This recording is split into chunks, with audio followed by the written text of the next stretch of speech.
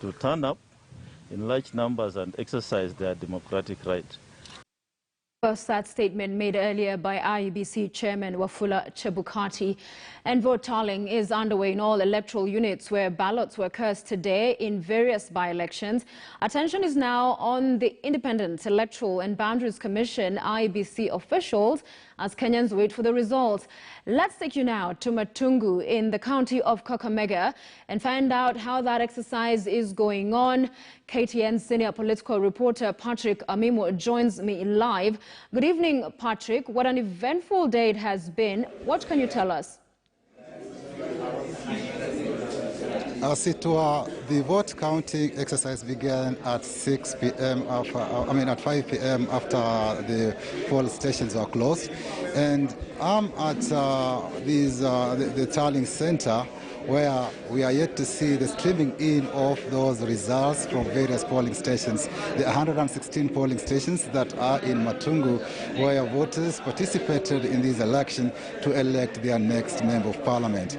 But when the day began, before that, Matungu constituency witnessed high voltage campaigns from three political parties, that is ANC, ODM, and UDA. These are parties associated with Musalia Mudavadi, Raila Odinga, and William Ruto, respectively. So it was expected that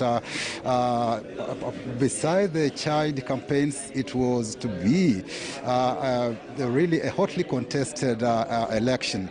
And that's why we saw this morning, at least in Bulonga polling station in Halaba, former Sports Cabinet Secretary Rashid Echesa went and confronted a presiding officer over allegations that a UDA agent had been ejected from that polling station. And that's when we saw this, that incident that involved Echesa, where he appeared to have slapped that presiding officer and assault, and that has caused Echesa to be a wanted man. This evening, we saw police officers camp at his home, the second attempt in the day in pursuit to arrest him, but Echesa was missing. So as we speak, the police are still on the lookout for Echesa over that action that happened in the morning when that presiding officer was slapped at Bulonga Primary School in Halawa Ward. Later on, during the day, we witnessed skirmishes involving rival camps, the members from the ANC and ODM, over voter bribery. And we saw the senator for Kakamega come out and try to go out and try to arrest those individuals who are suspected to be dishing out money to voters to influence the outcome. And the incidences with these two rival camps clashed, and there was some scores of people were injured from either side of the rival camp, either from the ANC and ODM.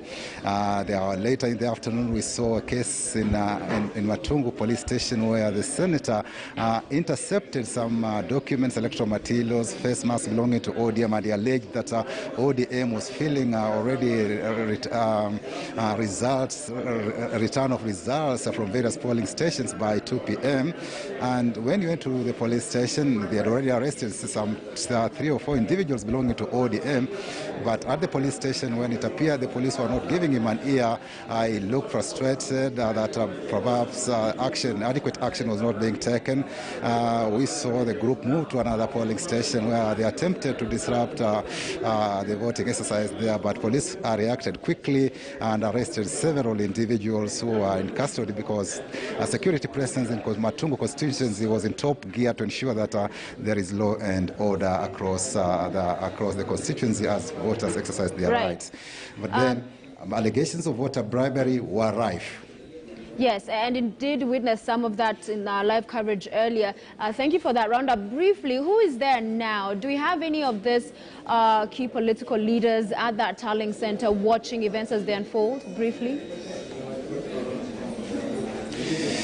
As we speak now, the tallying process has not begun, but a few minutes ago, I spotted Kakamega Senator Cleophas Malala, together with the chairperson of ANC, who were just at this tallying center. But for the ODM side, I've not been able to see anybody. But probably as the tallying, the results start coming, streaming in, they'll be checking in to join their agents and other observers here. Right. Patrick Amimo, thank you very much for your reporting. We will be getting back to you a little later, and it has been a long day, but we appreciate the good work. In other news, or rather still with that same story, but in a different part of that